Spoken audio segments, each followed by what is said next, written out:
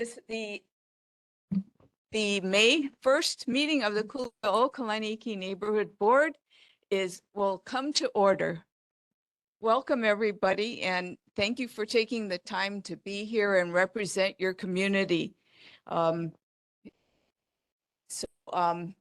our first responders, we apologize for not letting you know about the date change, to Wednesday. Thank you so much for participating in our. Oh, we missed you guys. Let's go ahead and yes, ma'am. Maybe we can change. Send out the agenda. Yeah. Calendar on the back. Still have us. I'm sorry, they still have us as Thursday. Yeah, I saw that, so Okay. Thank you. That. Okay, we'll be consistent. This is bad. Okay, let us start with our first responder reports. So first on is Honolulu Fire Department. Come on, guys. I'm Captain Wassman from Engine 23. I have recruit Larton and Litton here today, and they're going to read the, I guess, our little spiel that we give every month. First time for them, first time for me since I got promoted. So here we are. Hi, everybody. Firefighter Recruit Norton. So I'm just going to read some statistics for April 2024. So for fires, structures, there was 1. Wildland and brush, there were 0. Nuisance fires, 0. Cooking fires, 0. And an activated alarm with no fires. And then for there were 27 medical emergencies, 0 motor vehicle collision with pedestrians, 0 motor vehicle crash or 2 motor vehicle crash / collisions, 0 mountain rescues, 0 ocean rescues, and 0 hazardous incidents.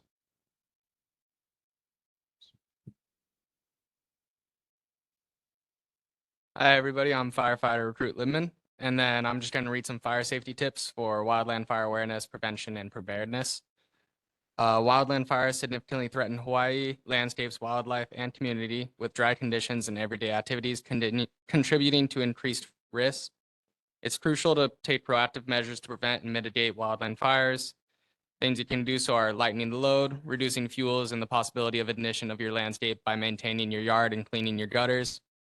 Clear, cool, and contain, clearing vegetation 10 feet around campfires, barbecues, keeping a shovel and water nearby, and putting them out cold before walking away. Watch the spark. Ensure machinery like chainsaws and weed trimmers and recreational vehicles with operating spark arresters are maintained regularly. And learn more about this through online resources like HFD. The website is fire.honolulu.gov. Thank you. Good job. Thank you for all you do.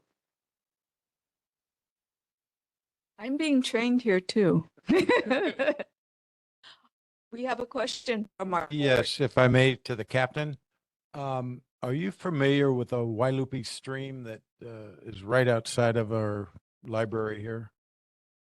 Somewhat familiar, yes. Well, I'm very concerned about the growth of plants in the stream. Some of the trees are 15 feet tall now, and we're going into a hurricane season real soon. And my concern is if that bugger catches on fire, that would be, with any kind of wind or anything, could take out literally hundreds of homes in this beautiful valley. And we're not maintaining the stream. We did it for April. However, the plants come back since we can't spray anymore. And I know I'm kind of on the spot, but it's a real fire hazard for this valley, especially in the dry season in August and if we go into the hurricane season. So that's my question. I know that may not be your background, but very concerned, and a lot of mine are showing the same concern. Thank you. I guess what I'll have to do is to see what hear your concerns and we're gonna have to see what department in the city would handle something like that, or if it's, state or what. So we'll log that question and we'll get back to you by next month. And if you could take a look at the stream, you'll know what I mean. It's awful. Thank you. I have a question. When you report water rescues, are you including Mauna Lua Bay and the area around Makapu'u? I mean, all the I way to would- Makapu'u, the Ka'ivi coastline? That is usually would be with the Hawaii Kai. Okay, Yeah, because our administrative area cuts off at Pico, okay. Pico The Drive. Pico. Okay, we're the quiet area then, we hope, at least when it comes to water emergencies, not medical. Mahalo to you and nice to meet you and good luck in your training. We need you. All right, well, thank you for having us. Yes. Oh, we have a question or comment from board member Janine. I usually do this yearly. I had during COVID, I kind of stopped because we weren't in person, but my nephew was saved by your fire station. He had a very terrible accident, got his hand stuck in a cement mixer, and his father brought him to you because he was working up in Wailaiki, and you folks stabilized him the treatment that he needed, and I will always be grateful to everybody that works there. So thank you. Oh, thank you. Yeah.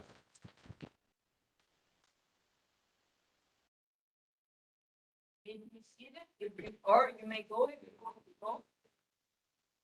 All right, thank you. Okay. Thank you all. We see you next month. Our next report is from the Honolulu Police Department. Are you online? Do you have the police department online?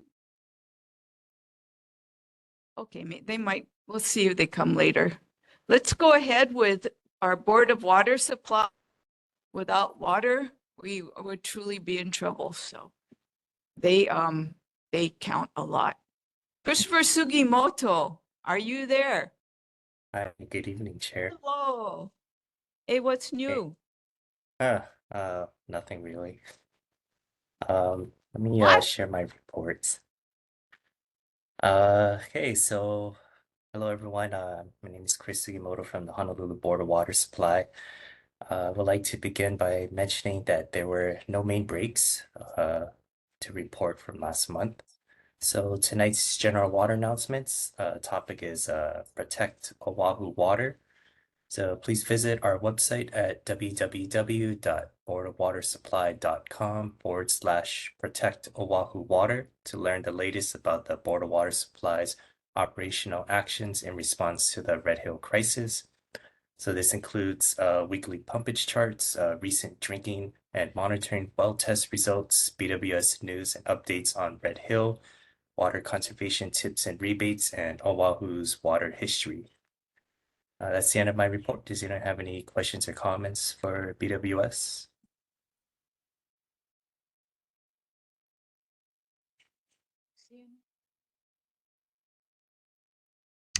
How do I give a comment?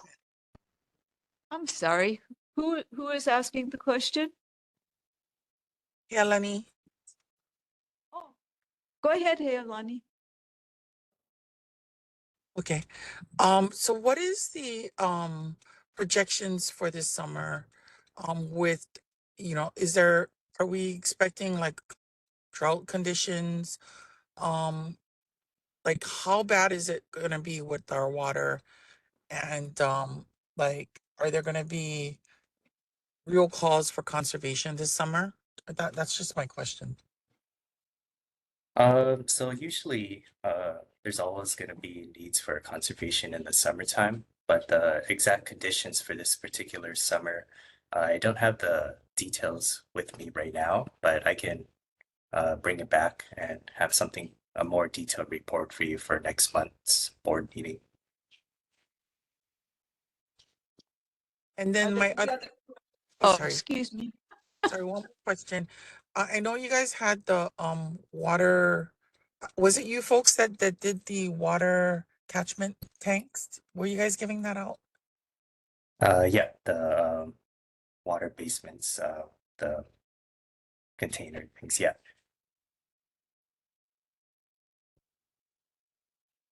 Was that the end of the question? Yeah, Lonnie, was that the end of the question? Okay. That's it for what I could see. Thank you, Christopher. All right. Mahalo, everyone. Mahalo to you. We will now proceed to board business. We're playing catch up this time. So we will be approving the regular meeting minutes starting with March 7th. So the minutes from the March 7th meeting have been distributed. So are there any corrections to the March 7 minutes? If there are no corrections, the March 7 minutes are approved. Going now to the April 3rd minutes, are there any corrections? Okay. The April minutes are approved. Next is vacancies. Okay. I'm going to go over that for now. This is going to be an issue that the board is going to discuss.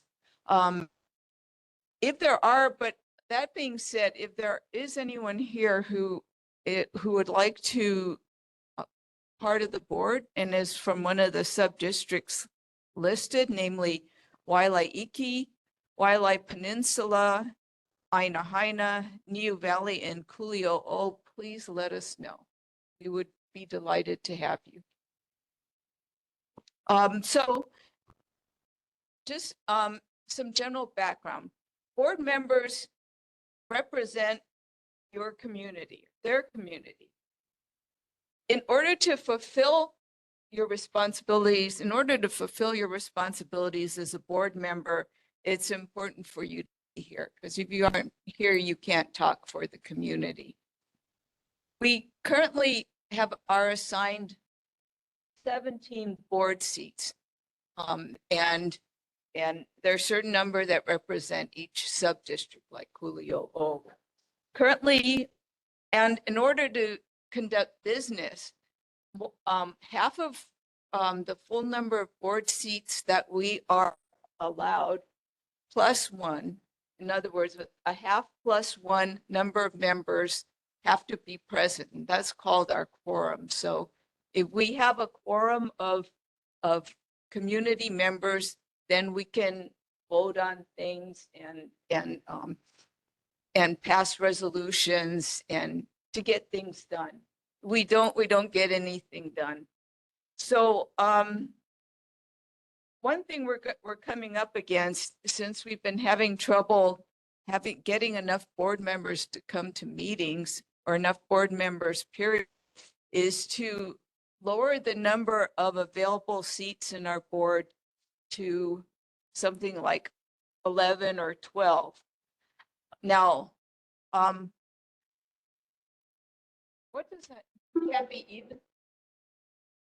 Oh, okay, it has to be odd. So one of the things that we will be discussing is whether to lower the number of seats to 11 and making all board members at large.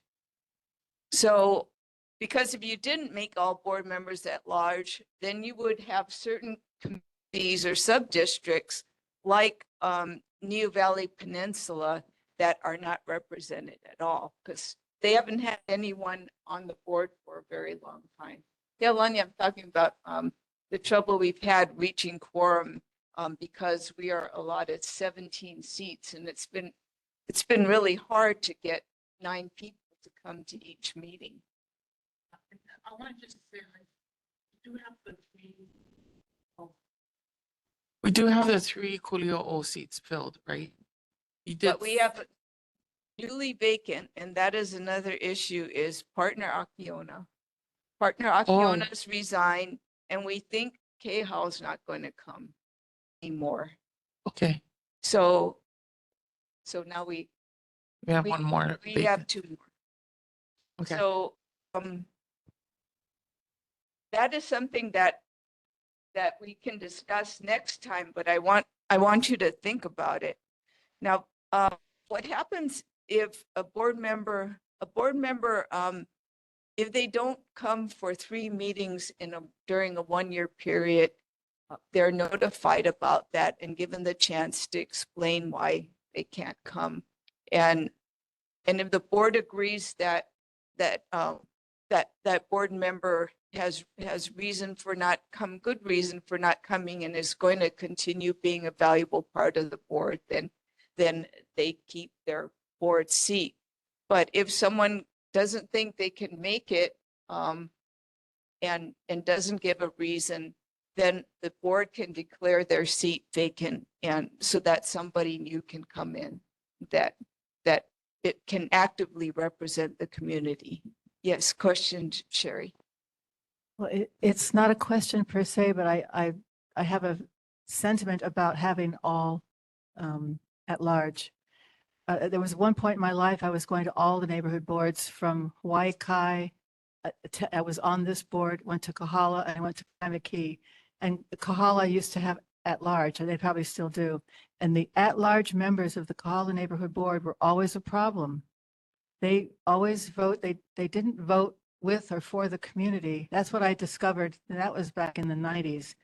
And I thought to myself then, now I see why I wouldn't like at large, because no one fights for the community better than someone who's from that sub-district or understands the issues involved. They're very particular, and it's just like Hawaii Kai doesn't understand our area, and Kahala, who wants to be part of the East Honolulu Sustainable Communities Plan, doesn't understand what it means to be involved in East Honolulu. No one knows it better than the people from the sub-district. We just have to work harder to go out and meet people and ask if they want to be on. That's my opinion, because at large was always the problem. We said, well, who's that person? Why do they vote like that? They said, oh, they're at large. They don't care. They're not vested. That's all. I agree. Well, I want you to think about that and try to recruit board members from those areas. That would be the best thing. If you can help with that, and send me your suggestions on how we can enlarge our board in the districts that are lacking representatives. Please go ahead, Kali. So, am I correct that the Wailupi Peninsula, for instance, that isn't being represented now, would still have representation? It's just that the districts would be bigger? Or question is, could we combine, like maybe Wailupi and Ainahaina, and therefore there is someone, if there is someone in Wailupi, then they can join as a member of Ainahaina instead of having it all be at large. Just change the district boundaries. Can you find out how the neighborhood commission feels about that? That was done before. Okay. So that was done before. So it's deciding on which sub-district that you are going to come and put in the number of seats allotted for that combined sub-district. It has been done before, right? Also the fact lowering the number of seats also has been done. So it technically it's all about being able to combine sub-districts in the if you do lower the number of seats, you have to think about which sub-districts that you're going to combine and how many seats. So it has to be an odd number of seats. So I'd like to give KHAL submit a resignation letter, and that what happens when members are absent or can't come to 3 meetings, they're given a notice and they're allowed to respond if they want to resign or not. And we didn't get a letter back from KHOW. And, you know, we know that they are both super busy in the community and with their family. And if KHOW is here, and I did write them today, I'd like her to be able to let us know if she wants to continue. See her? Okay. Well, so may I? Yes. Can I make a suggestion too? Can we do, is it possible to include lineal descendants of the place? Lineal descendants that are from like Kanaka Maoli who are from that place, Of course. but they don't currently live there. Oh, I think that's not, oh, they have to be residents. Okay. That was a good idea, though. Yeah, I see your point. Yeah, because you know, we have people who have like Iwi Kupuna in Waialupe who don't live there, but they take care of the Iwi. So Okay. Any other items I appreciate between now and next month? I guess the first formality is whether to go ahead, open up K-House seat. So do I have a motion to declare K-House seat, Akiona seat vacant? We need a second. May I have a second? Thank you. All in favor of vacating Kehau Akiona's seat in Kuli'ou'ou, say aye. All, you abstain, one abstain, any nays? Okay,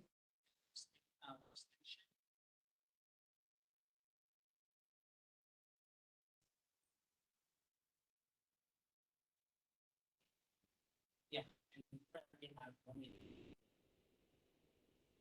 So that there's nobody else on. there are 9 of us tonight, but in order to meet quorum in the vote, we need 9.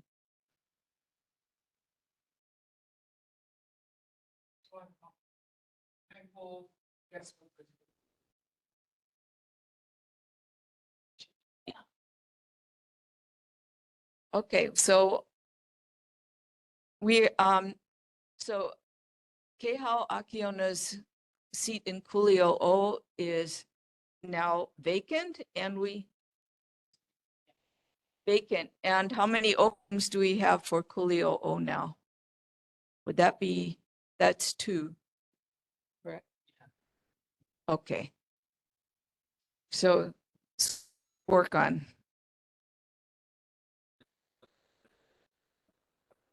Hello? Excuse me? Hello, my name is Kuli'ou'ou Quadra, and just on the subject, I think I wanted to volunteer for that from 8 and early. I was trying to email people earlier, and I didn't get anything back about Okay, questions about that seat. okay. So can you please wait until our public concern section, which is going to come up in a little bit? Apologize for going over. Okay, the next item on our agenda, we can't, it's hard to understand. The next item on our is whether to support the East Honolulu Watershed Management Plan. We've had a number of months in which to think about it and read this document, which I admit is very large. And it's time for us to give our endorsement or toss it out. What are we, I'd like to know, I'd like to vote on supporting the management, to support this this plan, or to vote not to support the plan. Go ahead, Sherry. Okay, I was privileged enough to get the document. It, She's a you know, workhorse. the local expression, too much words. really too much words, but it was a very interesting, a lot of stuff said there. But I was looking to see how they were going to affect. I mean, the things they want to do sound good, and it was very interesting, and I was for a lot of the stuff they were saying, but then I wanted to know how they were going to affect change and how they were going to pay for it. And what I found in the back, the little bomb on page 547, under 5.5.2, under the potential funding sources. And they have, what they want to do is the dreaded stormwater utility Oahu, that's what they call it. They would impose fees for impervious area. So any roof area on your home, any driveway, anything that has cement, as they say. So if you got a lanai or a terrace and a driveway and a parking space and your roof, that all counts as impervious area and they will tax you for it. And I'm against it.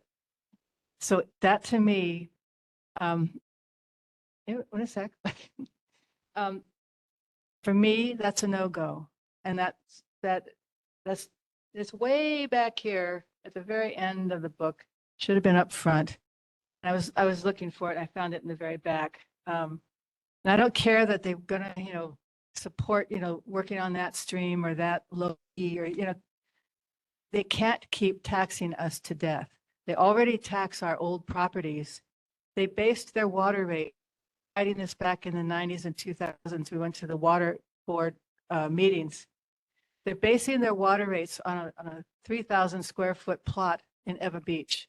That's how they were basing their property, the water rates. And I said, it's not fair to anyone in East Honolulu with these old properties that have land and, and they're charging you too much to live there.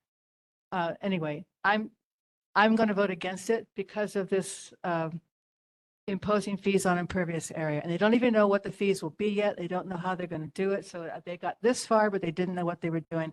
So anyway, I'm against it. And thank you for listening. And I did read it. I went through all of it. It's fascinating, but really too much words. Back in 2015, they handed out this. This was more digestible, this little thing, which was probably based on the future of this. And I'll bet very few people read this document front to back to even discover that. It's a lot of, too much words. Thank you. Hats off to you, Sherry.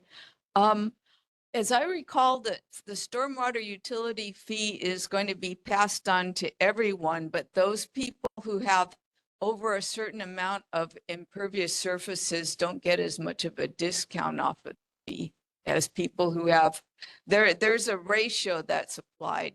So you can get a discount off the fee if your property has less impervious surfaces. I'm from what I recall, and I may be wrong. The other thing that is interesting to consider and doesn't affect your vote is that the bill that was being considered to that would allow multiple properties on, that would allow multiple homes on one property, on one parcel, together with enough parking spaces and concreting to build the structures is going to make them, and which is going to increase the number of impervious surfaces or the amount of impervious surface in neighborhoods and further increase the stormwater runoff problem and the pressure on our sewer system. But so anyway, that was just, I'm digressing, I know. Let us, may I have, yes, go ahead, Shelley. I just wanted to say that honestly, a tax on impervious surfaces may actually serve the purpose of preventing the monster homes, similar to what you were just saying. So it is something to consider for those who live in existing homes without a lot of impervious surfaces for preventing the monster homes from coming into the neighborhood. Thank you. Yes, yes, Sheridan.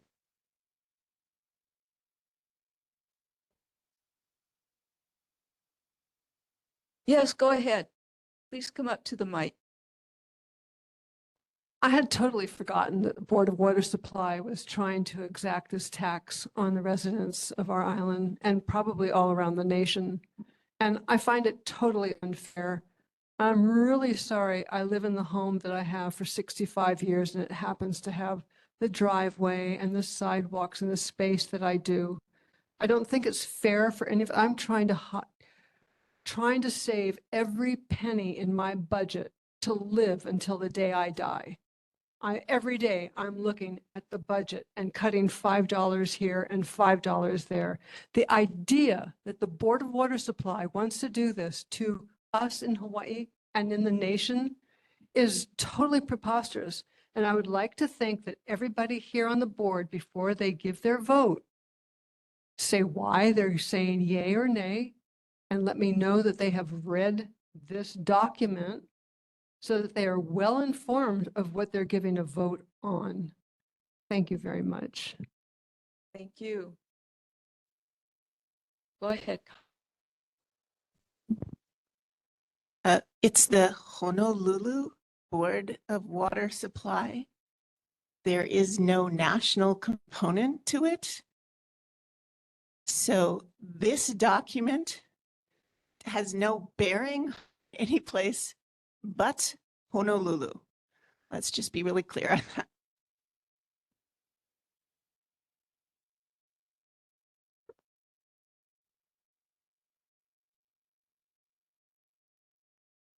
Well, do we have a motion to vote on supporting this? And so and do we have a motion to vote on, I mean, not this bill, on the plan? Okay. Okay.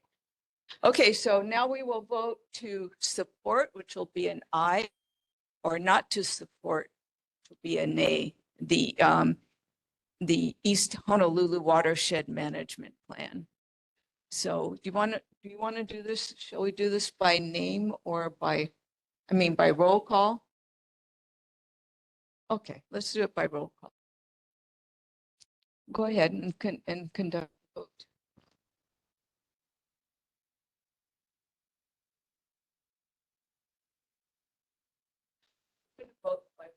Did you want to make a comment first? I'm sorry. I just wanted to know, will the plan include my revisions that I had requested?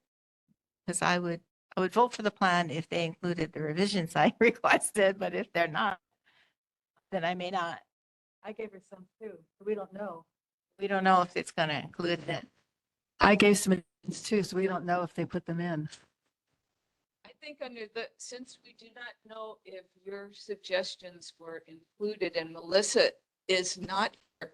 Is she here? Is she online? Okay, since we don't know if those suggestions were included, we're going to vote. That's just how it is. We'll give them, hopefully Melissa will show up in June. We can ask her whether those suggestions are incorporated in what we're voting on.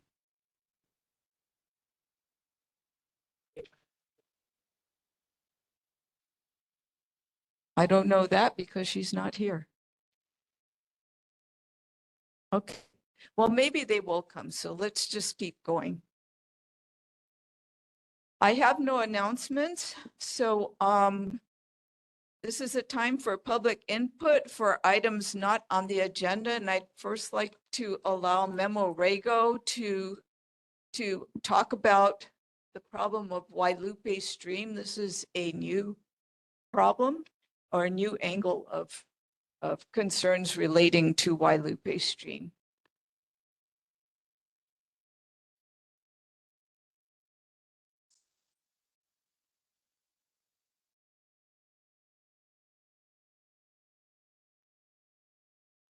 I passed out a form which shows a picture of a plant on the back of it. Can someone lower the Sorry. mic? She's got neck problems. Thank you. Okay. Okay, yeah. It's better. Regarding the castor bean plant that all of a sudden showed up after our not August, April 13th, 2018 flood, and when a year and a half later where they supposedly cleaned the street. So this is the new plant that has come into our stream, and they have told me that they are not going to be able to even touch our stream till the end of the year. So we're getting into the hurricane season, the rainy season, so forth and so on. So we're a little nervous about that. Also, they also allowed the Republican Party to adopt the stream, and they were going to have people go into the stream to clean it.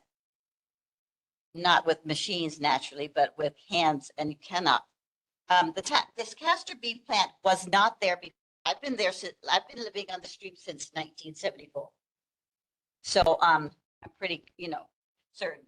And I sent the picture to the agriculture department and had 2 arborists check the stream for the plant. And it is definitely the castor bean, a dangerous plant, which on CBS FBI Channel 7 on 3/26/2024, there was a whole show about this castor bean toxic plant, and which naturally you die from it, turn blue and die, and blowed up, or else. It was very graphic. So if you have television, you can pull the show up and see what happens.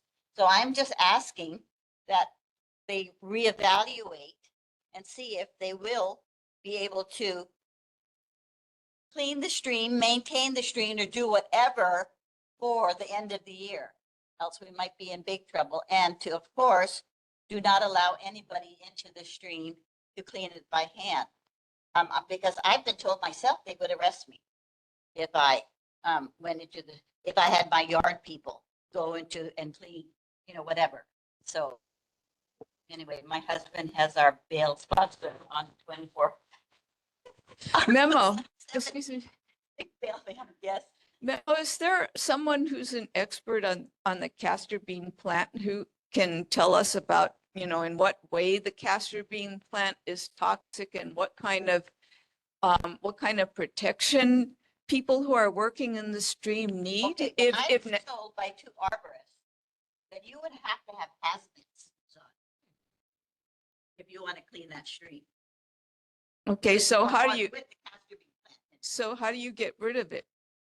Well, that's what the city and county and the state's gonna have to figure out what they're gonna do. And I think what they'll do is just go in with big machines. Well, And do they're they gonna try and dig them out, I Oh. guess. I don't know. do they know what they're dealing with? But now, Okay. Yes, Bill. oh, yes, yeah. Yeah. It is. Yes, Cowie. Where's Kevin Mulkern when we need him? Oh my gosh. I hate the plant. I call it the devil plant myself, but I don't think you have to worry about it. People just, I had some property and it was there and we would just cut it down. Don't eat it. Don't eat it.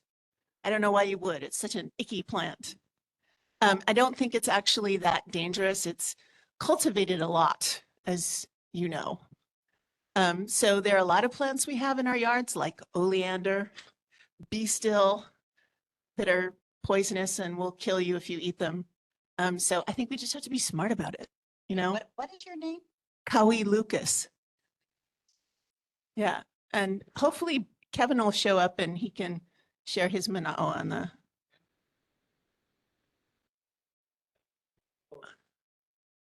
It's yucky, and I didn't understand actually but they have to eat it, and your dog is not going to eat it. If you have a goat, okay. But I wanted, Mrs. Rago, I had a question. I didn't understand what you said about that you're not allowed to clean it up and the Republicans aren't allowed to clean it up. What? Could you No. clarify that, please? Yes, well, they had that for adoption, and the Republican Party did go in twice, and then they stopped. They stopped them from doing it because of liability, because the stream has gotten really, really bad. So then all of a sudden, they allowed them to do it again. So we found out again that they were allowed to adopt it and clean it. But then now with this castor bean plant that was brought to our attention, they're saying no again now. No, I mean, that's, Who is it that's saying no? I know. Who's the they? City, oh, well, this was, last year they were saying, but Thomas, Kyle Tokuda is saying he is the one of smart water, good water, whatever. He is the person who allows people to adopt the stream. Okay, well, it seems like. Is that somebody who works for the city Yeah. or? Okay, so maybe we can have our city person address this. It Is would, there a problem with getting the stream cleared up so we'll all be safe on the stream? Yes. well, I think we have to be concerned about the safety of the people who clean the stream. Of Also, course. the manner in which it's Right, right. cleaned, So, because we yeah. have endemic species in the stream. And also to make sure there's not unnecessary erosion by cleaning out all the plant life that helps retard the stream's flow Right. and cuts down the amount of sedimentation that flows in the ocean. So we can do this, right? But I would be hesitant to send people with machetes into the stream until we Exactly. know more And that's about the only thing the that we're allowed castor to do it. Yeah. bean plant and if the juices come up on people, are they going to suffer irritation if they're not wearing the proper protective clothing? So we do need some more information on that if you can help us before they do the next stream cleaning, either the party that's adopted the stream or our city and county maintenance folks. And the state, you remember, the stream is owned by three.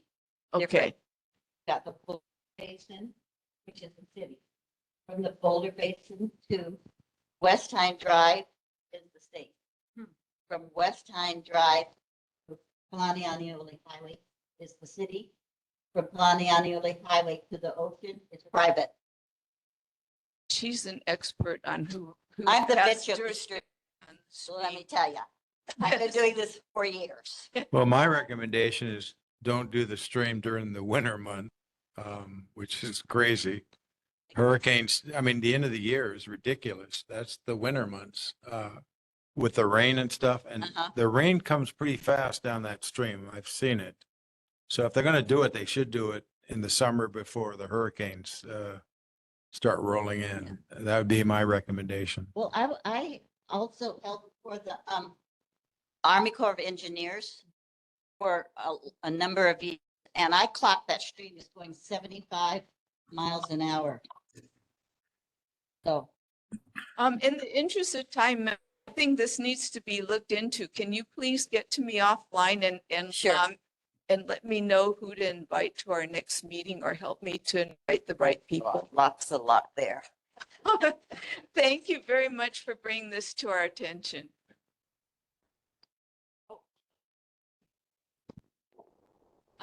Do we have any more public concerns?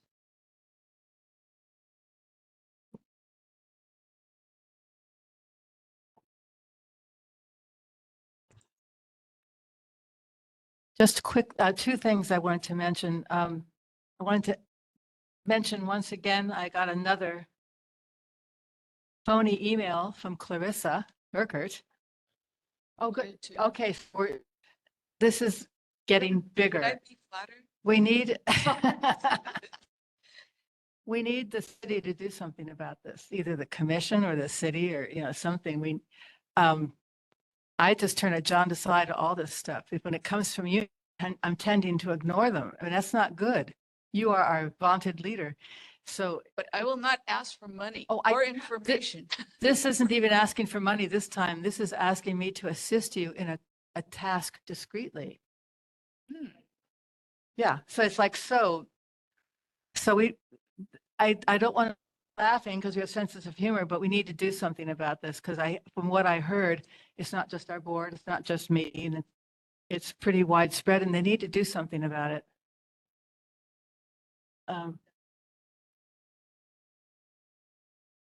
Yeah, GGJJ205@my.com. But Can you forward this information? Thank you. so I had two issues. Go ahead. I wanted to thank Audrey Hidano from the DOE for coming to our neighborhood board last month and bringing all those key players in the situation and listening to the community's concerns. And thanking Kelly Lucas for moderating such a big agenda with all those people. She did a great job. She whacked us into place.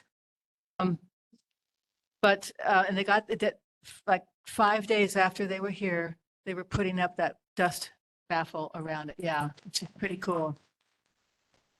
Now, good news, bad news. Now they've got the hauling trucks, those big, huge rigs, now coming through our subdivision, like every hour. And they're not supposed to be there. Our roads are so fragile from all the hundreds of cars that I diverted to go around to Kalani High School and go back up the highway and all the traffic diversion from the morning. There's hundreds of cars. Those trucks, we got a big crack now in the middle of Elliott Street, which they're all on. We had just gotten that thing, what was the year we got it repaved? But anyway, it's cracking the road now. The road is cracked right in the middle. And you can see it whenever it rains. It's all wet and it doesn't dry. So we need to, I'm going to be in contact with Audrey and ask her to please tell them it's not proper to run work trucks through a subdivision. If people know, roads are all built to certain codes. If you're a subdivision, a residential street, you're built to a certain code and it's not strong, not deep. Urban roads are built deeper and stronger and highways are built deeper and stronger yet again, so that you don't run 18-wheelers through a residential subdivision, which is what they're doing now. So that's new since we got the dirt baffle wall. So anyway, we're asking for that to stop. So I'll be in contact with her. Is Casey on? Yeah. Casey. Yeah, Casey, thank you for listening. Yeah, this is a concern in Sherry Spangler's neighborhood. The 18-wheelers running the roads, coming through the neighborhood. I know you haven't had a chance to come on, but maybe you could give us your opinion and assistance when it's time. And one thing, one of the residents that came and started yelling at the people, she said, "Stop coming in our neighborhood." And we finally understood what she was yelling about. They come in and they were parking outside our homes and waiting for the gas truck. So they were gassing up in there and they left their motors running. So, and she said, "Stop gassing in our neighborhood." And I didn't understand her at first, but that's what that was all about, because we're not part of the work zone. We're not a part of the school. We're not a part of the highway, and we're not a part of their work zone. So anyway, that really has to stop. Thank you. Thank you. Are there any other public concerns that someone would like to raise? Go ahead, Kalani. Testing. Okay. So, I just wanted to bring up the fact that we are still, Kuli'ou'ou Wailupe is still on the State Historic Preservation Division to complete, or to finalize our archaeological inventory survey, which we did months ago. And, it's pretty much taking too long right now. There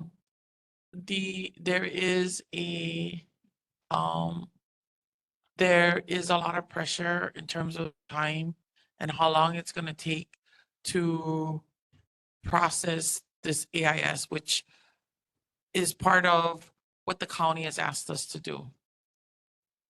And the AIS discovered, I think, burials on the property. We did, was it last month? I think it was last month. Oh, is Uncle Michael on here? Yep, Uncle I'm here, Michael. Kalani. Yep. Okay, great. Uncle Michael, can you share? Sorry, I was just sharing. Uncle Michael is the president of Pu'uhono Wailupe, a lineal descendant of that area. Thanks, Uncle Michael. Oh, is that okay, Chair? Aloha. Yeah, please tell us what we need to know. What happened?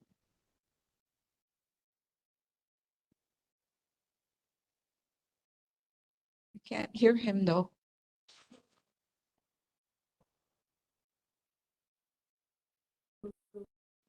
The process is getting close and there's some kind of stall going on within the upper management at the city level.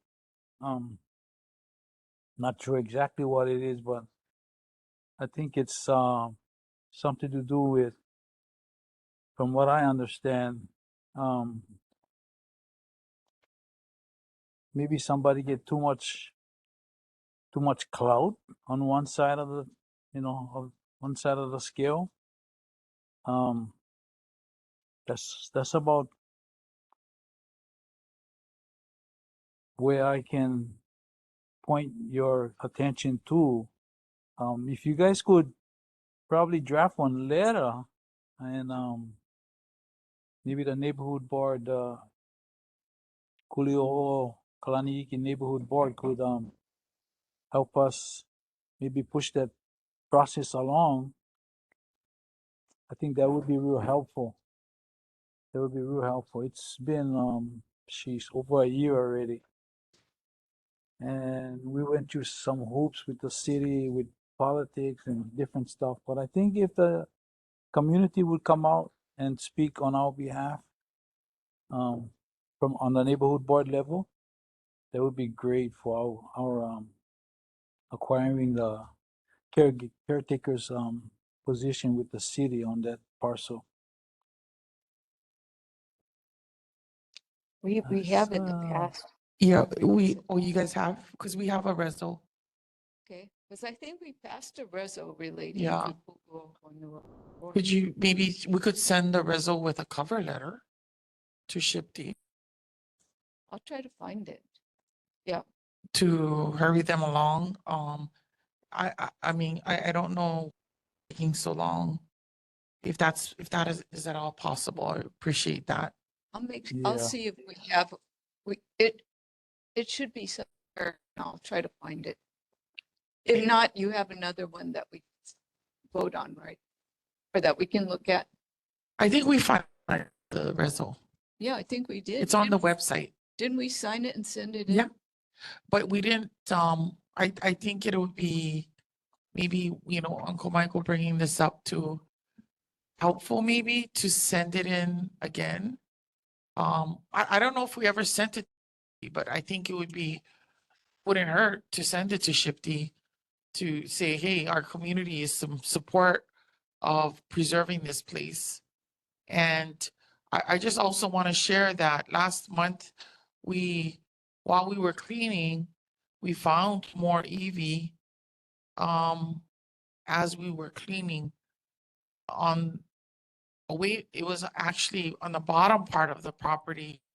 So it's been an ongoing thing. This is so far the third EV we've uncovered while taking out the invasives and plant natives.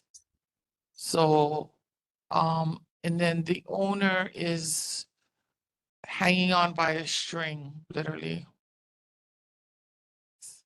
Okay. We will look for it. We'll try to find that resolution and send it in again. I cannot see. Oh, hi, Dave. Please go ahead. Can you hear me? Yeah. If you, if you send me that reso, I will raise this directly with the chairperson. Okay? Okay. So the chairperson of DLNR. I know that this issue has come up before. I've raised it in the past. I'm not sure where they are on the status of the AIS. I don't know any details other than that I have raised the concern in the past that the neighborhood board would like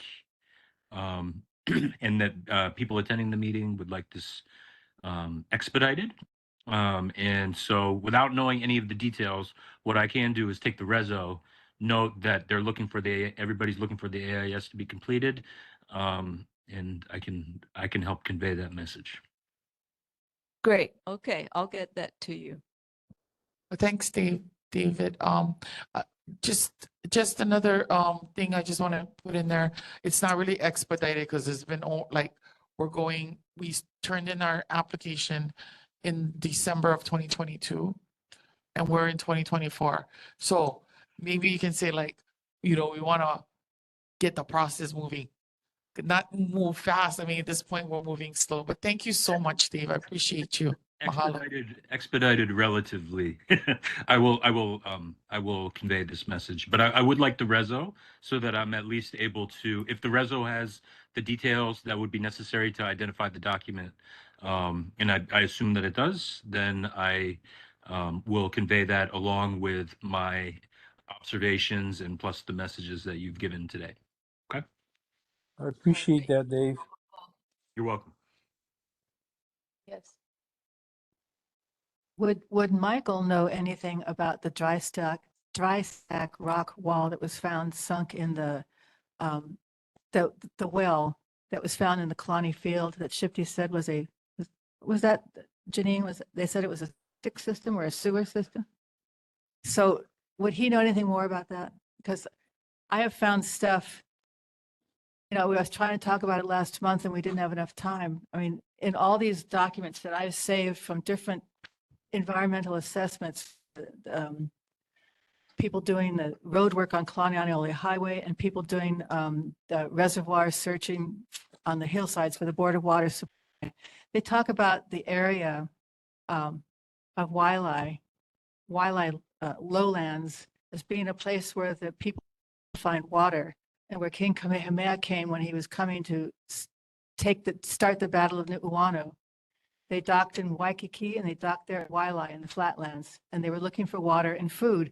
And I'm wondering if that well was one of the things they were looking for, because Chris Kramer and these documents verify what Chris Kramer was saying, that it was a known area for water, and there was a Kanohiki, is that what that oversaw it, and that people came there specifically for it, that one person knew where it was. So it wasn't like open to the world.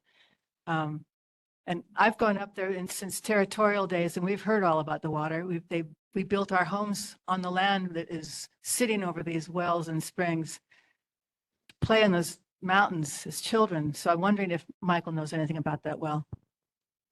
It is my understanding that from listening to the video of last week's meeting that that it was a well, but it's an original probably Hawaiian well, dug well in spring, but that it's now capped. So the issue now, how's that going to change anything? I know that Janine was bringing it up and I was talking about it, and a lot of people are talking about it. We're just very interested because I know that I've heard all these stories since I was a child growing up in that area when it was all sugarcane fields and a pig farm. So it's very interesting to us. And to have Shifty say it was a septic tank or a sewer or whatever they said it was, kind of a slap in the face. It's a historic area. Uncle Hikilea, do you know about the well at where the Kalani High School track is? You can hear me. Yeah. So all I can verify that I know was what I've heard from my family. Yeah. And my family had mentioned 2 specific wells across the street from their homes. My tutu lived right across the street in Iki Place, and she was the same family that I had just down the road at the Wailupi pumping station. That was where my dad was living. But there were 2 specific wells that they talked about. One was in Wailai Nui, and one was in closer to my tutu Apo's house, which was on Iki Place, in Wailai Iki, Mauka. So my senses and my heart tells me that, I really truly believe that the well that we're talking about in Kalani High School sports area is the very well that they were talking about too. Um,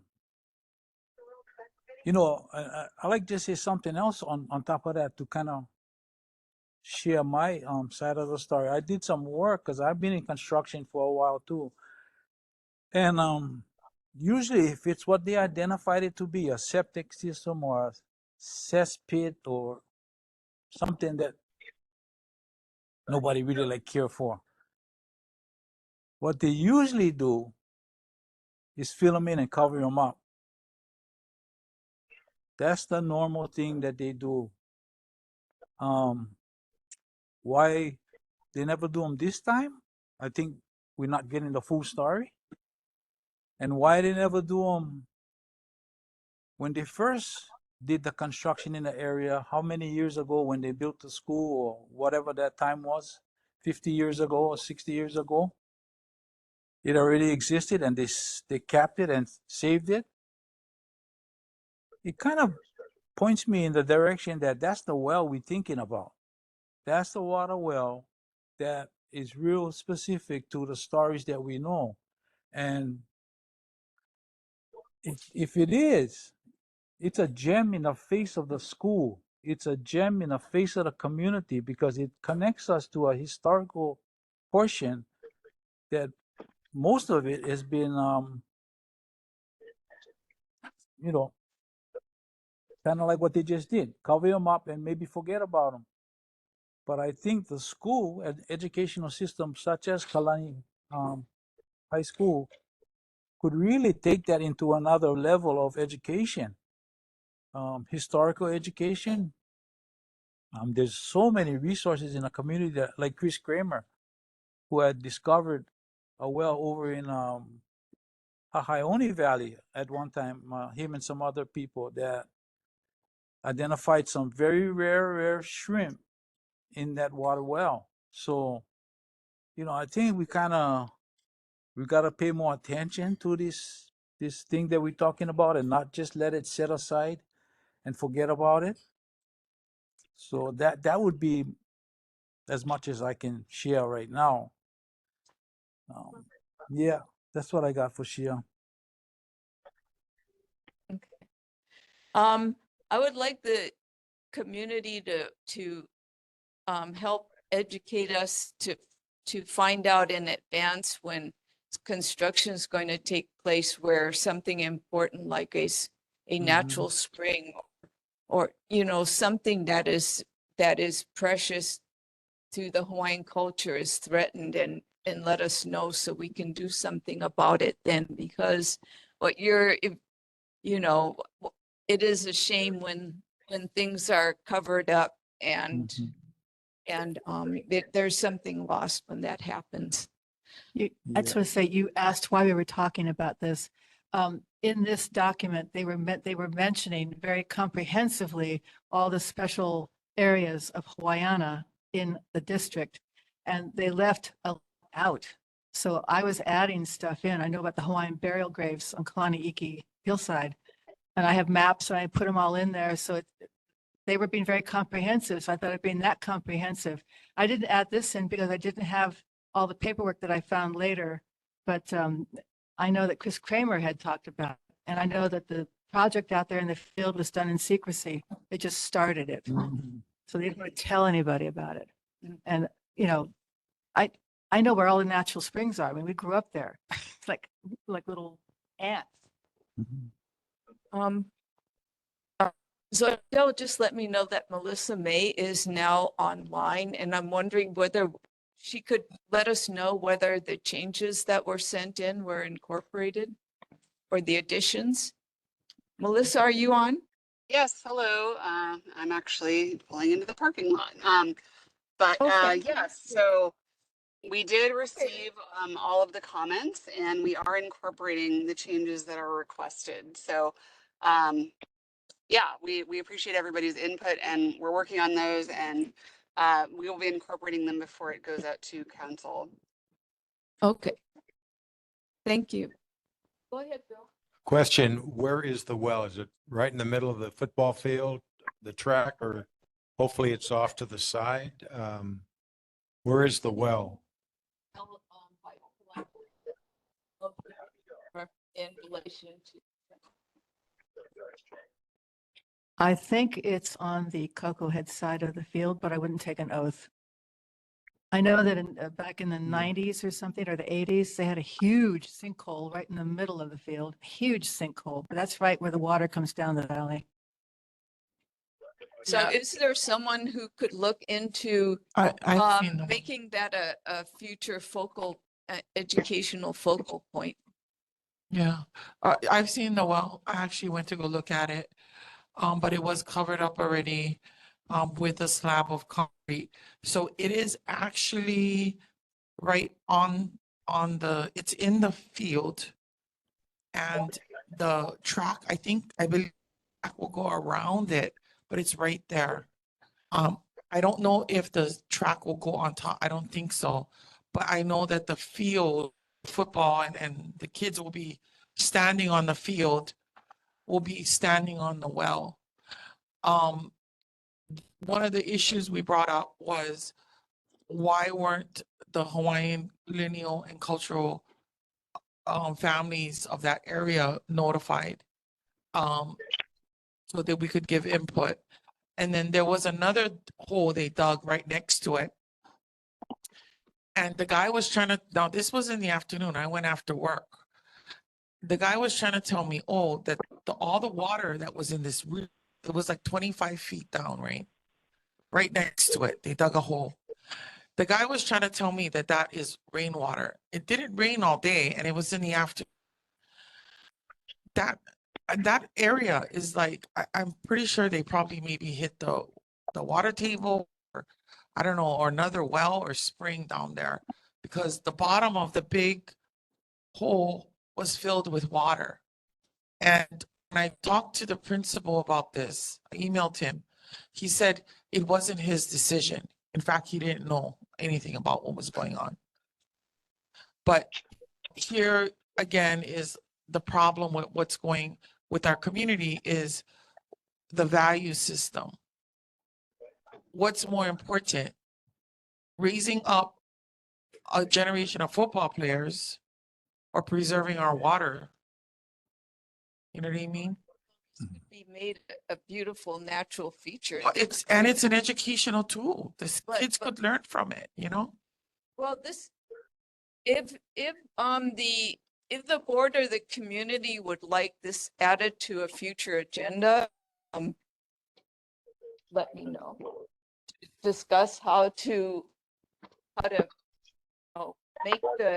recognize the well as a cultural treasure and to make it available to the students, both to learn from, but also to nourish them. So just let me Yeah, know. I thank you. I think I would want to have it on there because I don't think this discussion is done. I know they put the black, I saw that they covered up the work area. So, because I know that was an issue, right, with the dust. Yes.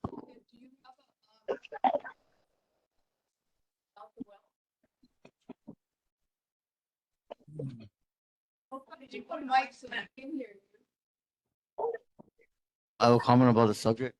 I just suggest like maybe since the summer is coming, and if you can bring it up in a positive way, then it'll probably be able to tie everything in to make everything go. Does that make sense to you? You know, the summit, the Polynesian summit that's happening next month. Yeah, if we can bring that up during the same time in a positive way, maybe all issues can be addressed. We address other issues later, faster. And but we got a month, so. Thank you. Yes. It's just not football players. It's boy and girl soccer, it's track. It's not just football guys. Yes, Shelley. They do have a very viable park right next to the school, though. The Wailaiki Park is right there. It'd easily be another venue. They practice there. I would like to give everyone a chance to go back to the East Honolulu Watershed Management Plan. Melissa May, who is our spokeswoman for the project, is here. And I would like to be able to provide our vote now for the plan. Do we have any questions before we vote? Yes, go ahead. Are the changes going to be incorporated now or later?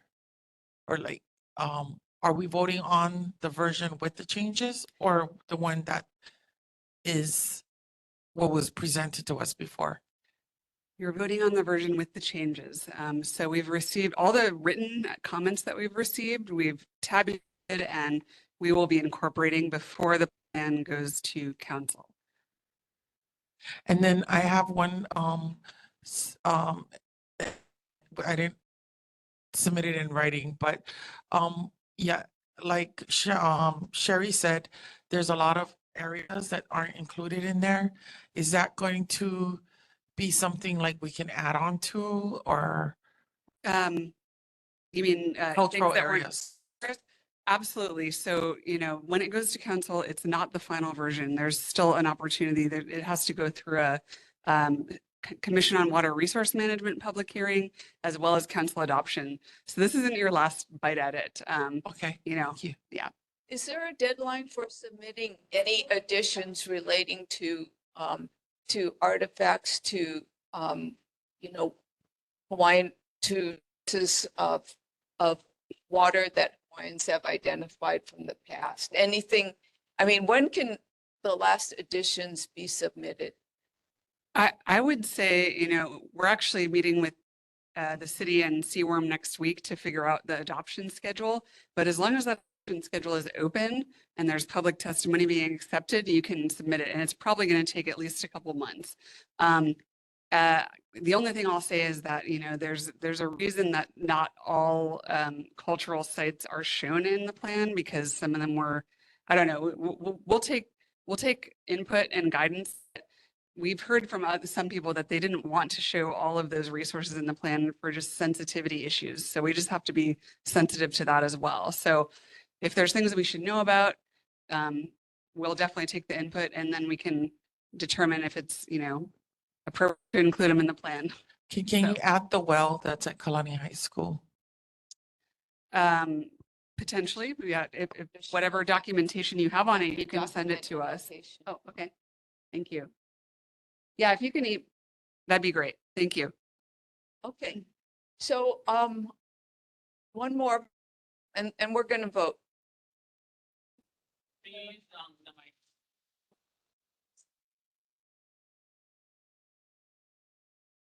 Melissa, if you could just clarify, because I brought up earlier about, is it the impervious water runoff situation that you guys are talking about taking us on? Is that a nationwide stormwater management program? It is a nationwide management stormwater management program. So just to clarify, it's not just Honolulu, as someone was questioning. They're saying it was only Honolulu, but I'm just saying it's a nationwide movement, and I was countered on that. Thank you for clarifying. I'll just say real quick that I think the project you're referring to is the stormwater utility, which is a DFM project. So it's not directly related to the Board of Water Supply East Honolulu Watershed Management Plan. It is talked about as kind of one of the potential projects, but that is completely within the control of DFM. And yeah, they are modeling it after other programs that exist nationwide. I don't know if it's part of a larger umbrella, but I'm not the contact. No, correct, yeah. Sherry, you had a question relating to funding. The reason I'm going to vote against it is because it is your plan as the funding, one of the funding sources. And I'm against that because it's, if you've got a driveway or your roof or a patio or lanai, that's all counted as impervious space and they will tax you on all that square footage.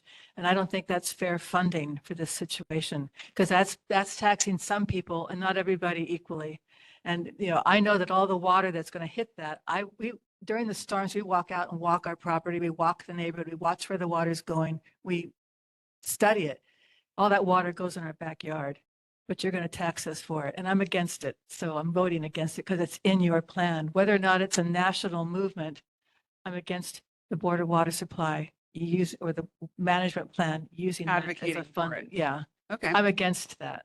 So That's fair. And, you know, if there are projects that people are opposed to, we still welcome that input. You know, if people don't want to see certain project represented in the plan. That's only one of, I think there's 30 or 31 projects, but yeah, I understand. Thank you for the input. Okay. We're going to proceed. 30 projects for the plan. Excuse me, we're going to proceed by vote by roll call, and the vote is those who support the East Honolulu Watershed Management Plan with the additions that have been sent in by our board members.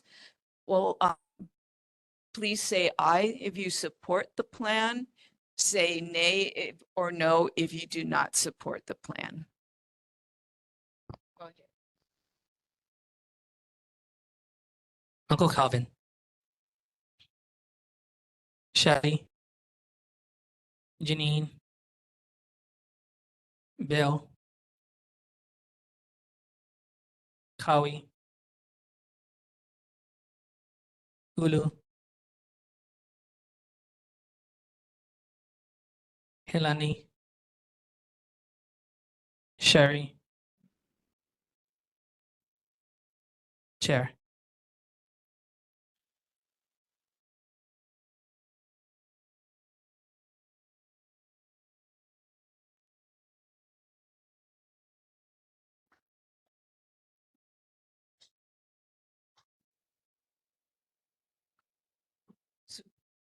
So we have 9 votes, 2 are nays.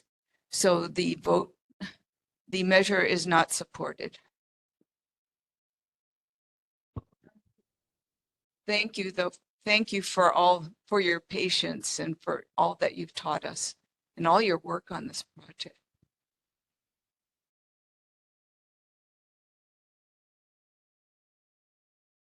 Wait, go ahead with the tally. There's 7 ayes, 2 noes. In order for to be adopted, we'll need all 9. It's not majority. It's actually you have to hit the quorum number, which is, and there's only 9 of you. So yeah.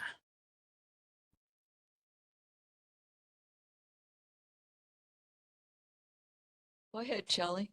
Just correct me if I'm wrong, though. This simply means that when they move forward, all they have to do is address the dissents, but they still move forward as planned.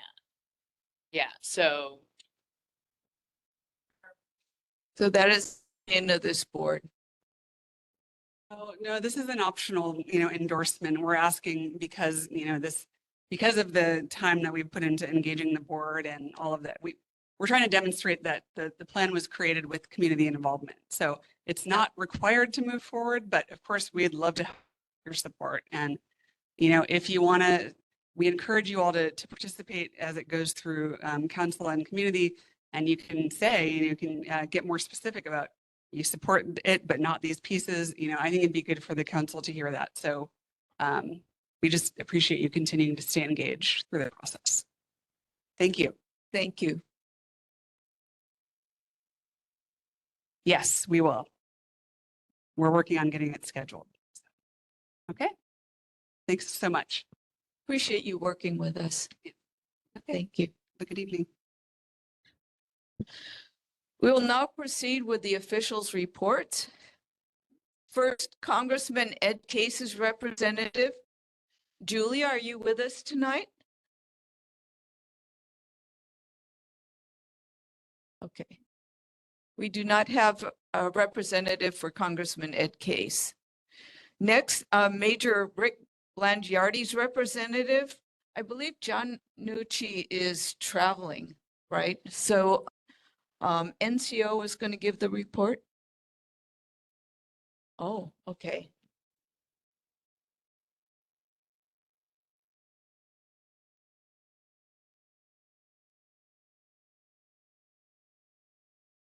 Excuse me. I'll try to do this. Okay. So, John provided the following updates. Please see the mayor's newsletter for updates on major improvements at the Department of Planning and Permitting, details on the city's annual sustainability report, which was published on Earth Day. The project to remove Haiku stairs is officially getting underway. There's something on how to protect your families from fires during Wildfire Awareness Month. Next, as the summer fun program nears, how you can land a job and help Oahu's keiki. You can find the May 2024 edition of the mayor's newsletter online, and we can put that in the chat box. Okay.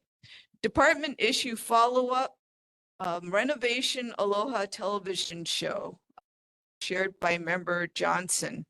The television show is able to receive permits. Oh, okay, I think this was a comment. The question was, how can people on this television show get permits within a 12-month period while she has been waiting 19 months for a permit that she applied for?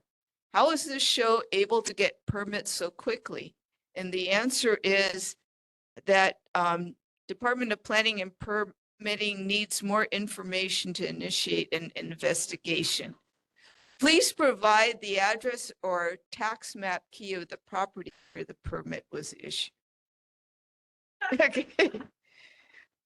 Okay, follow-up number 2 is the Kalani High School field excavation. The current excavation project at Kalani High School field is creating issues for students in nearby homes. It has been reported that dust storms have been observed. The board is requesting that the project manager attend the next meeting.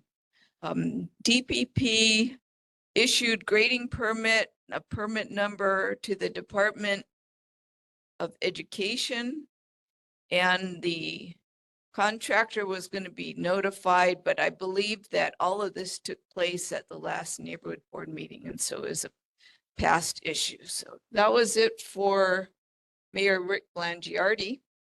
So Dave, we are ready for you. Dave is Governor Josh Green's representative and a neighbor of ours.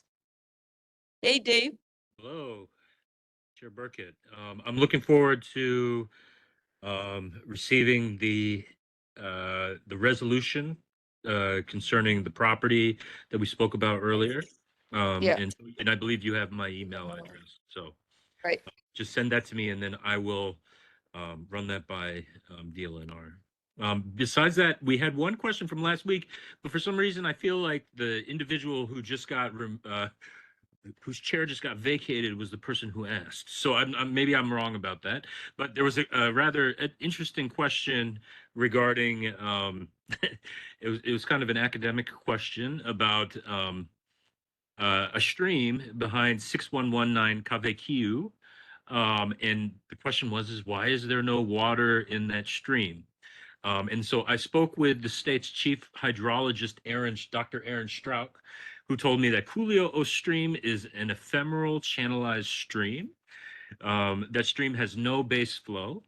It flows only when there is sufficient rainfall or runoff. And just for my own question, I said, what is a channelized stream? And it's basically channelized to increase the velocity of flowing water to reduce friction. So that was a rather interesting academic question. And so if to the extent that the person who asked the question is still here, That is the answer.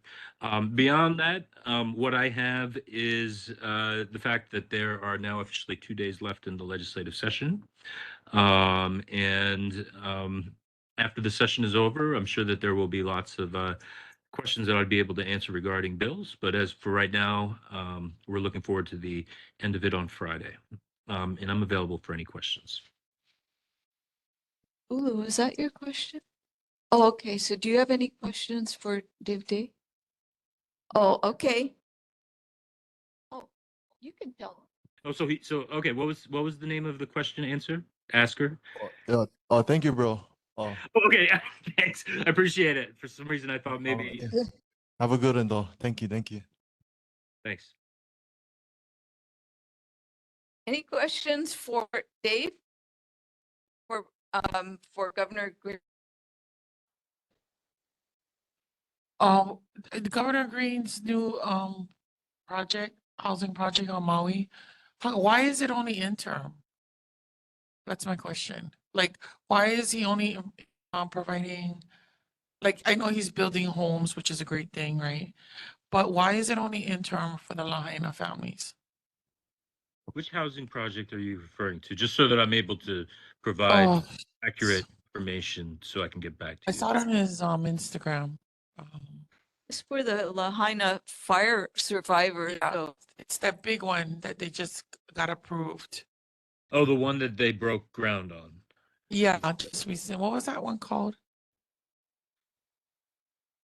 It seems like all the housing projects that they're building is interim, which is really, yeah. Let me. Nick. So I will. So the key is interim. Why is it interim? I don't know. Yeah. Why is it only for 4 years?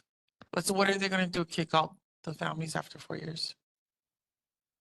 And then the other question I have or concern I want to bring up is the fact that there is pretty much no plan right now for remediation by the state in terms of Red Hill with the water in the Aina. My phone just died, so I don't remember the name of the bill, but the bill died. That was supposed to create a trust fund to accept $750 million from the federal government. HB 690. Is that what you're talking about? Yes, that's the one. Relating to water. Yes, and so I have a concern. The ledge is saying that they're going to wait till next year to pick up this issue. Now, as we all know, anything can happen in a year. The Lahaina fires happened at the height of summer, which is in August. So there we are currently working, moving forward, with no plan to remediate anything. And that's my concern here.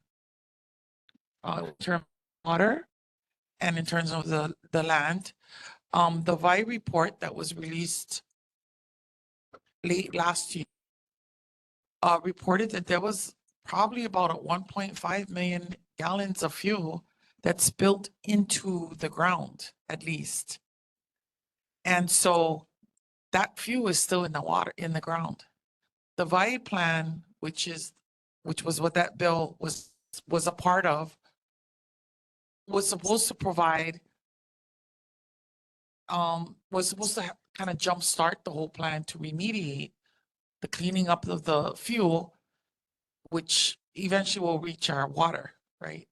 And the cleaning up of our water. So that's my concern, and I share that with the governor, that we need to, I mean, I'm kind of flabbergasted that we're gonna wait till January 2025 to take up to look at any plan, you know.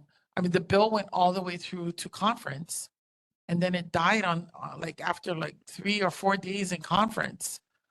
So, you know, all of this political shenanigans, I think is dangerous, because this is an issue that's not gonna go away and it's only gonna get worse.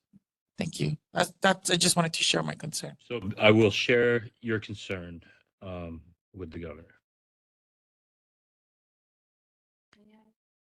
Go ahead, Shelley. Just really quickly, I looked it up. The interim housing is 5 years for the Lahaina fire victims, and then it gets turned over to the Department of Hawaiian Homelands and is available for Native Hawaiian beneficiaries. So for 5 years, it's fire, and then it gets turned over to Homelands. Yeah. Maybe, yeah, that's interesting. Maybe, I wonder if it's on Hawaiian Homelands.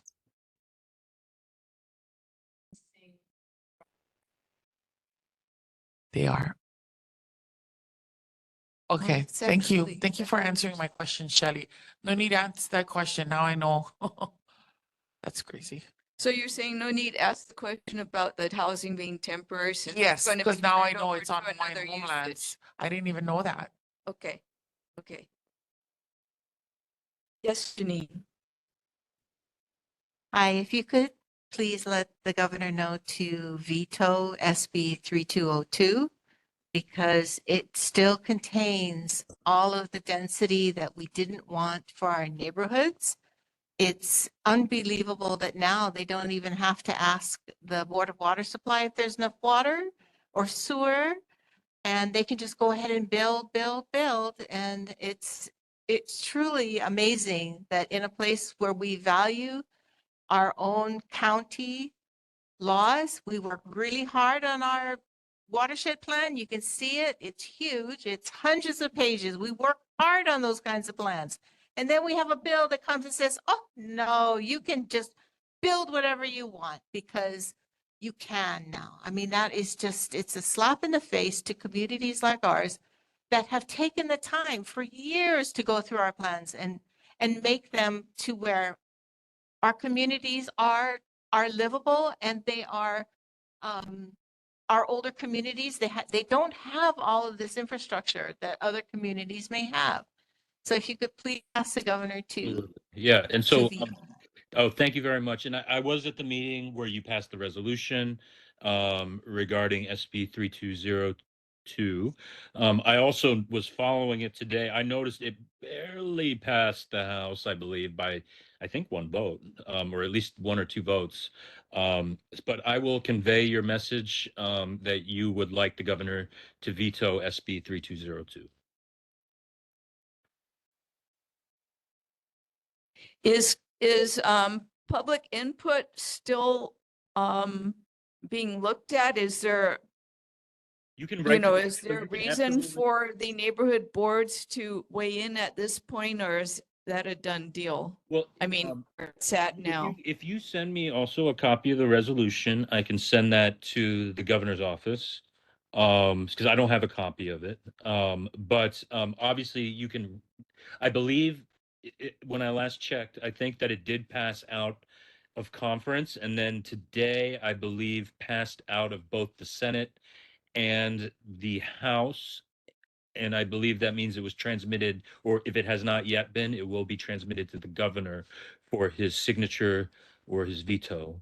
And so to the extent that you are opposed, you can contact the governor, obviously directly, his office by either by letter. I actually don't know how you go about doing that, but I think, there is a way to make known to the governor your disapproval and your desire that it be vetoed. And I will also convey, if you give me the resolution, your official position as the board, along with the fact that now that the bill has appeared to have passed out of the legislature, that you are asking him to veto it. We don't have a resolution relating to this bill, but we Didn't you pass it? are against this bill being passed I and don't was- want him to, and want him to veto it. I thought that I was, I thought I was here when you guys did pass a resolution, didn't you?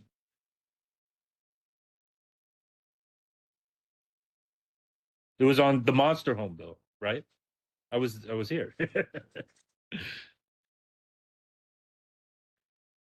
I'm gonna let Adam take take over here because he was, well, you are now going to receive the outcome of what happened with that bill today.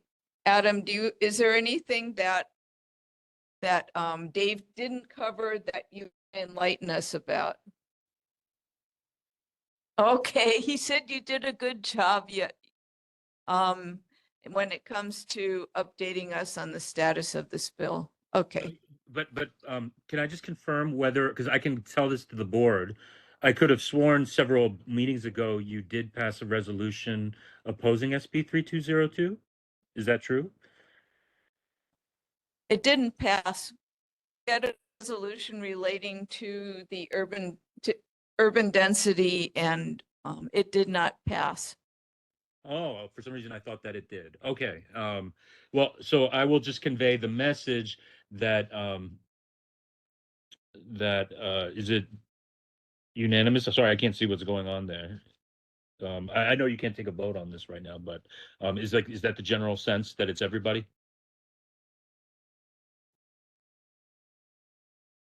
We would have to take a vote on whether I know. I don't to wanna- support wanna- or oppose SB 3202, which we can do. Can you? But it's not on the agendas. No, we can't do it. So what I will just say is that I heard comments from multiple people that they would like you to veto, and then I would strongly encourage you guys to also write in as individuals to make your voice heard. Okay. Will do. Okay. All right. Thank you very much, Dave. Okay. I'm going to let Adam go ahead now with updates from Council Chair Tommy Waters.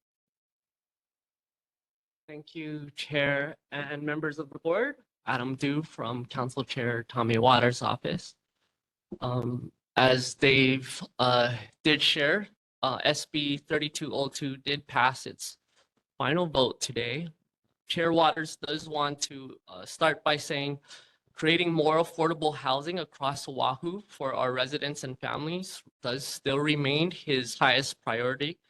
He does want to thank the many community members and the members of this neighborhood board who did help oppose this measure.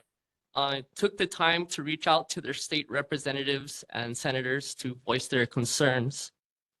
In the upcoming months, Chair Waters will help to ensure that the City Council considers a wide range of measures to safeguard against the worst aspects of the bill while continuing to pursue its good intentions.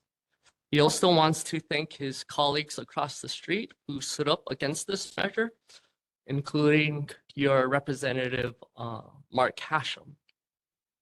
In regards to Wailupe Stream, the Department of Facility Maintenance does have a work order to clear the stream. That work order number is 53785. They're scheduled to do it in the drier season and hope to complete it by the end of summer. Chair Waters, staff and I did make a site visit to the stream to observe it for our own eyes. He does share the board's and the community's strong concern about its very heavy overgrowth. So Chair Waters has scheduled a meeting with the Army Corps of Engineers as well with DFM. Get a better plan for the stream, to have more routine maintenance so it doesn't come to fast overgrowth that it is now. I believe that meeting is upcoming before your next meeting, so we'll be able to provide another update at our next meeting. There has been some miscommunications about the closing of the Hawaii Kai Satellite City Hall. The City Hall, the Hawaii Kai Satellite City Hall has a lease at its existing location that runs through August 31st, 2031. The city is to maintaining its presence at that location for the foreseeable future. So you don't have to worry about that. I did want to mention the mayor's town hall is coming up. It will be Thursday, May 22nd, 6:30 p.m. at the Coheed District Park Gymnasium. Excuse me. May 23rd, 6:30. At the Cocoa Head Art Gym. And that's about it. Happy to take back any questions, Chair Waters. The stream was cleared a year ago, April, and it's back.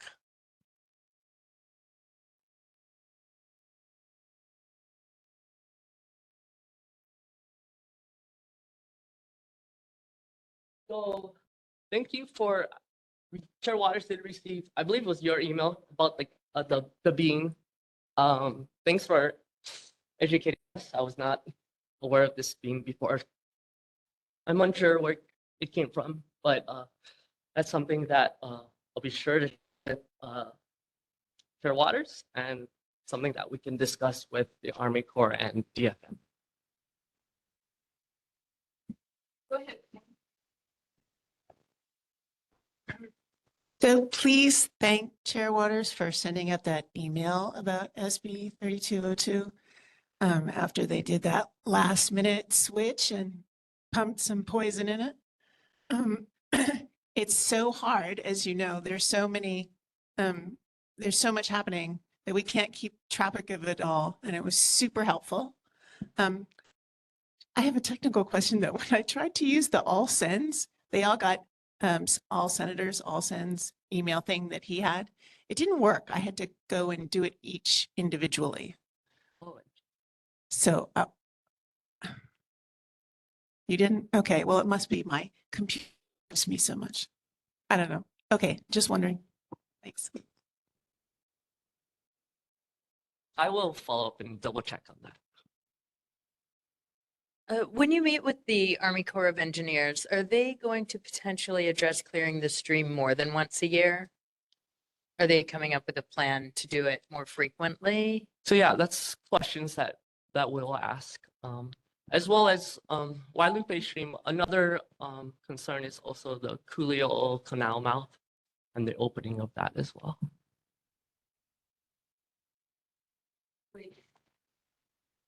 Thank you. Oh, question? Sure, go ahead. I'm very grateful for inside the second page of Councilman Waters' report. It's all about the land use maps and everything I was saying to our board start months ago. When we were meeting down at the ballroom at the Alawai Golf Course. I was telling our board and sharing with the two people who came from the Kahala Neighborhood Board why we didn't want Kahala as a part of the East Honolulu Sustainable Communities Plan and why they should stay with the PC is because the Kahala district is a business district. It's zoned for 60 feet and Bishop State Kamehameha Schools is planning, it's in their eyesight to possibly develop that. So in this second page, it's like they quoted me, talks about the Bill 64 and the bill would permit Kahala Mall to develop housing above the commercial spaces like Ala Moana Shopping Center. And that's exactly what I said to our board months ago, saying that's what they are looking to do there. Just like Ala Moana, highest and best use. Let's make it pencil out. Let's put some, because they can't keep tenants in the spaces. So they would probably love to put in housing. And I said, the traffic there is already bad enough. I don't know if this board knows, the Kahala Neighborhood Board knows that probably it's streets, I'm not quite sure which group's trying to do it. They're going to try and do a bike path lane down on the Kalani highway that exits down under the viaduct and then turns left on Kilauea.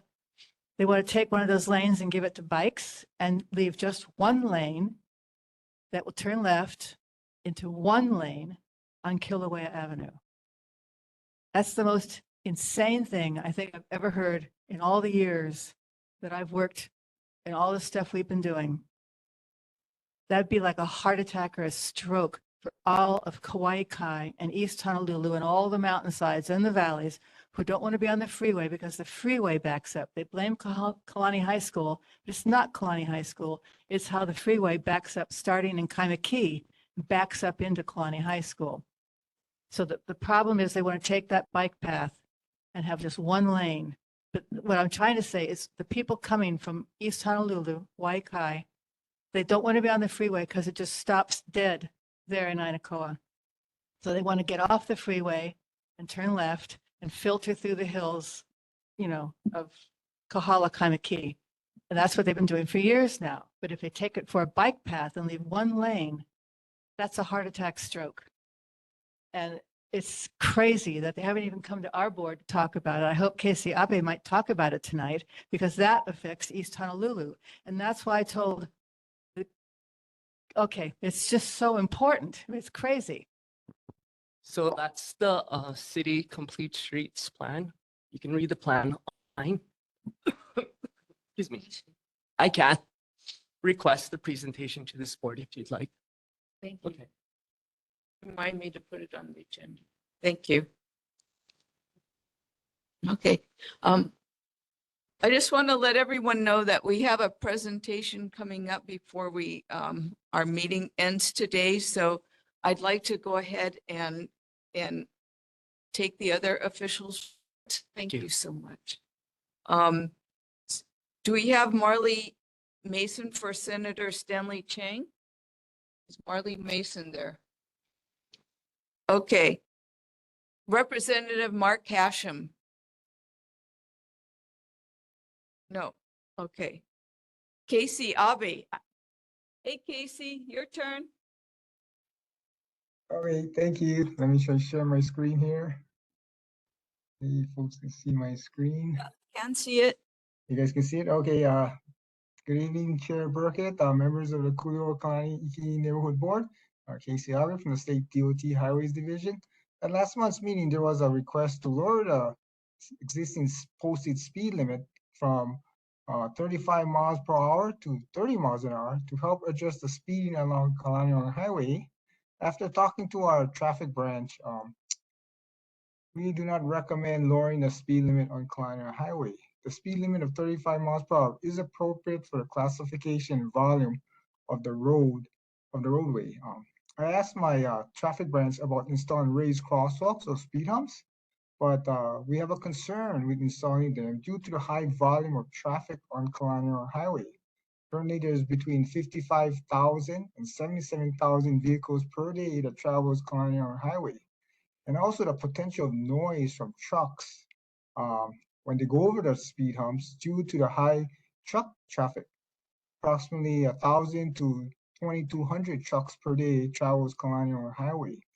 If the board is not satisfied and want the Highway Division to immediately do something to address the speeding problem on Kalani Highway, the board can write a letter to our Director of Transportation or ask their elected officials to discuss this matter with our director. On Wednesday, April 24th, I received an email with this picture of a car making illegal left turn into West Halemaumau during the morning contraflow hours with a recommendation to install a no left turn pictorial sign instead of just words. I want to thank board member Lucas for attaching this picture. With your concern, it makes my job easier to investigate the problem. I apologize for the blurred picture, but I noticed there is a no U-turn, no left turn pictorial sign at the intersection during my field investigation this morning. So we do have an existing pictorial sign besides the all word sign to inform motorists that the left lane is closed when coned during the morning contraflow. But I did notice that there is no advanced left turn sign when coned as motorists approach the beginning of the left turn lane into West Halemaumau, like other intersections. So I'll be working with our traffic branch to install an advanced warning sign. This is an advanced warning sign as you approach East Hine Drive. and another sign at the East Hine Drive intersection. During my field investigation this morning, I noticed that our district maintenance crew were able to paint over some of the graffiti that I reported last month's meeting, but there's still more graffiti to be cleaned up or painted over. And unfortunately, the graffiti artists struck again right after we painted over their artwork. I'm still working with our district office to schedule repair of the missing light standards. I will need to report back at the future meeting when the light standards will be installed. And I'm also working with our district office on scheduling the replacement of the missing overhead street name sign for Kuli'ou'ou Road. Again, I will provide an updated report at a future meeting. And finally, during my field investigation this morning, I noticed motorists were trying to avoid this pothole in the right lane going westbound right after the West Halibama intersection. I will work with our maintenance crew to patch this annoying pothole. This concludes my report. Board members or elected officials can email me any concerns that they have about the state highways. If you can attach pictures or a Google map of the location of your concerns, it will be greatly appreciated. I can take any questions at this time. Thank you. Thank you, Casey. Questions for Casey? Hawaii Department of Transportation. Janine, please. Hi, Casey. I just wanted to say thank you for the new pole at East Halemaumau. It was gone. Somebody went and crashed into it. And I swear the next day you had another one there. I mean, it was amazing that you're able to do that so quickly. So thank you. We appreciate that. You're welcome. Thank you, Casey, also for addressing that left-hand turn in the morning. And I didn't articulate that. You're exactly right. There is one there, but as you know, it's hard to, there's so many signs. If you're just driving in, it's just not enough. And I think your solution is perfect. If it's further in front of that, then people will be able to see and not even get in that lane. It was just terrifying watching this car. Yeah, as that intersection didn't have an advanced warning sign. Yes, Ulu, go ahead. We have a question. There's like no Kuli'ou'ou sign, and there's no on our street. There's no Coffee Q place sign. If you guys are gonna on our street, like, I think it's like the third right. Yeah, the third right. There's like no Coffee Q place sign. Coffee Q. Is that the name of this? That's the name of it? Yeah. Okay, let me go. So yeah, just to let you know, just in case like, you guys go past or something, you guys, going westbound, westbound, eastbound. Malco side. Malco side, okay. Yeah. Thank you. Maybe I have just one more question. We have a presentation we have on the agenda. Who's going to ask the question? Okay, Sherry. Our sisters. I have a comment and a question. We were driving in the car and heard on the radio on the April 8th, 3:00 in the afternoon on 8:30 a.m. news radio. Someone was calling and they were talking about the speed humps on the highway from Kuli'ou'ou to Laie. And they were talking about how horrible they were and how they caused people to lose sleep. It sounds like large, loud trash can lids crashing together. It's worse at night. And the trucks are worse because they don't even stop. And that's why when people say they want to put speed humps outside on Kalani Highway, outside Kalani, between Kalani High School and the Waialae Golf Course subdivision, we say no, because we live right there. And that vibration, they talk about the vibration. People who live on the highway talked about the vibration cracking the foundations of their homes. That's a problem we have. So anyway, that was my statement. My question was, how do you feel about them taking a full lane on the Waialae Avenue exit from the Kalani Highway exit down under the, going west, under the viaduct to go left on Kilauea and onto one lane and take a lane on Kilauea too for bikes. And so that would be one lane coming down from Kalani on LA Highway, one lane on Kilauea for all the cars who are trying to not be on the freeway, coming from East Honolulu and Hawaii Kai, who are diverting underneath there. How do you feel about that? Fortunately, I am the state highways representative to the Waialae Kahala Neighborhood Board meeting, and I know Chair Turbin is vehemently against that idea. And the city's Complete Streets coordinator has been presenting their proposed complete street plan for that area, Kilauea Avenue, where they reduce the lanes to one lane in each direction. So I think you may want to talk to your fellow neighborhood board, to support their disagreement. I asked how you felt about it. For me, Mr. well, uh, firstly, I don't live around that area, but our problem, I guess, from the state highways, maybe I can make a presentation next time, but we have a new requirement, a state law that we have to look into alternative transportation in all our future projects. So I may want to share with you the law and that we have to do an annual report to the legislature. And we're kind of behind on it because the law went into effect July 2021. And we're supposed to submit annual reports to the legislature. So we're kind of behind schedule, but yeah, maybe next month or the future meetings I can share with you because we're kind of like scrambling where, yeah, we have to address alternative transportation because of its carbon. You said you Excuse said me, you had to look Sherry, into it. We've got to mind our time. We have a presentation. Oh, okay. Yeah, we will continue this next time. Thank you very much, Casey. I want to let our presenter go ahead. I'm pleased to El Chong with us tonight, and she's going to talk to us about the citizen patrol and improving or addressing crime in our neighborhoods. Okay, thank you. My name is Adele Chong.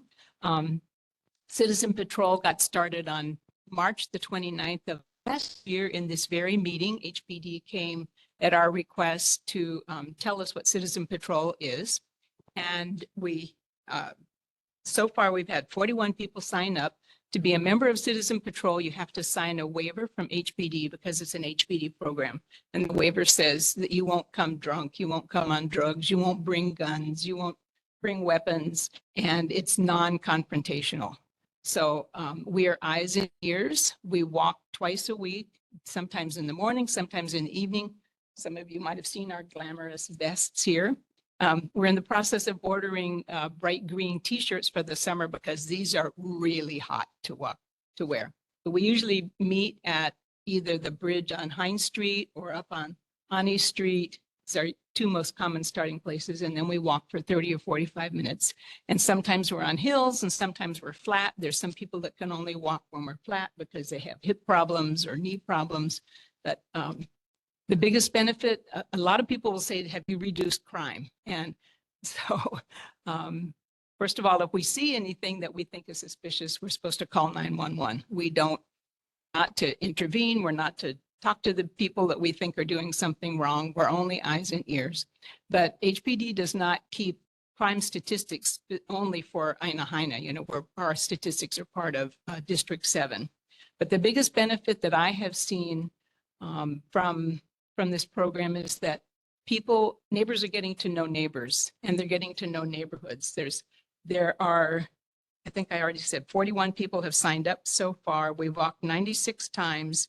There are 18 people who have walked 30 or more times in that time, including his wife, who's a real regular with their dog. Yeah. Let's see, so people getting to know each other. We're walking on streets where they'd never been before, even though they might have lived in Aina Haina for many, many years. You know, we walk even down to the end of Kirkwood And some people have never even been there, didn't know that street was there. Sometimes we walk behind the school, we go around Wailupe Circle. Sometimes we do something that's just for fun, like last Saturday morning, we met at Wailupe Park at 7 o'clock and we walked all the way on the beach. It was low tide. We walked all the way down to Wailai Community Beach Park, and then we turned around and walked back. So that was a little bit longer than usual, but it was fun. So I have a waiver form if anybody would like to sign up. Any questions? Do you allow dogs? Oh, oh, you're my straight man, Bill. Yes, we often have many dogs, including his dog. And one of the great benefits that I personally have seen, I have this little Chihuahua mixed dog who's afraid of everything. And he has learned to walk with these big dogs that he used to be scared of. And so he's gotten to know these dogs. He'll walk right beside a German, beside a short-haired pointer, or, you know, by a big lab. So yes, we certainly allow dogs. And a benefit is if you are wondering if you have bombs in your car, one of the dogs will jump in the back of your car and stop for bombs, because he retired from TSA. He was a bomb sniffing dog.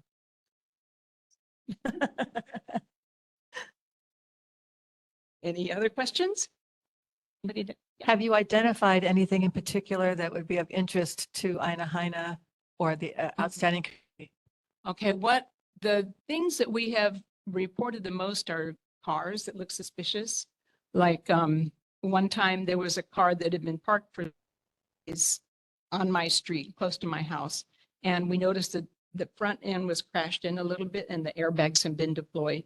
So I sent that in to my HPD contact and said, you know, this is the address of the car. And she emailed back and she said, that car is registered to that house. And then the car disappeared. So, you know, we think it was probably in a wreck and they didn't know what their insurance was going to cover. So they let it sit there until they decided what to do.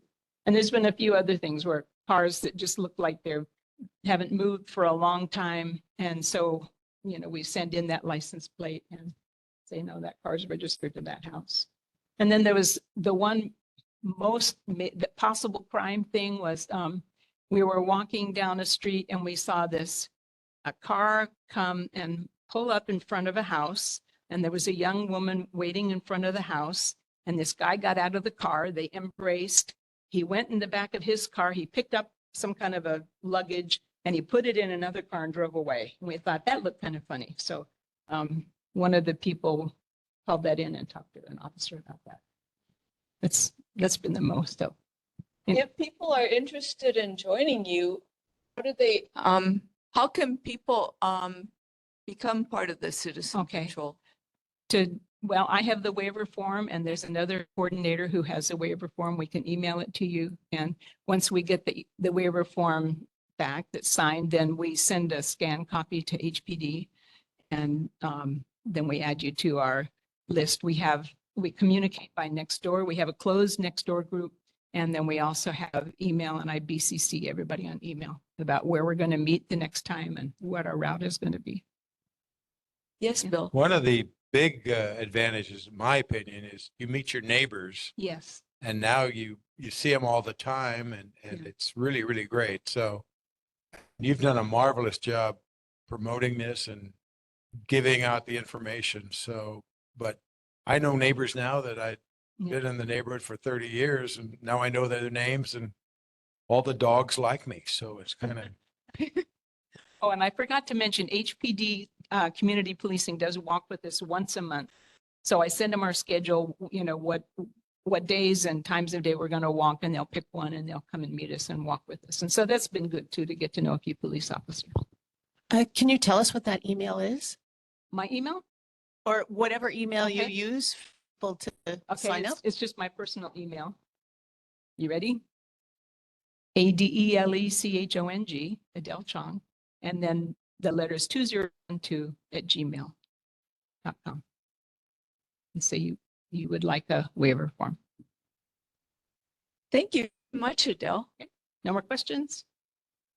Okay, I'm not going to get to use my waiver form that I brought. Give it to anybody. No, wait. You got to give people a chance to get through the meeting. You sounds like you have a big group there. You might want to mention to them that we're looking for representatives for the neighborhood board from Aina Haina. Okay.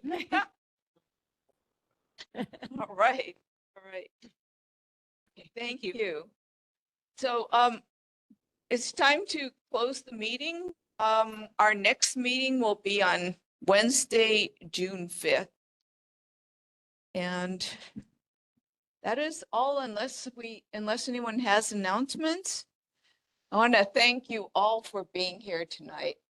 Thank you for taking the time to care about your community and tell our representatives what you think.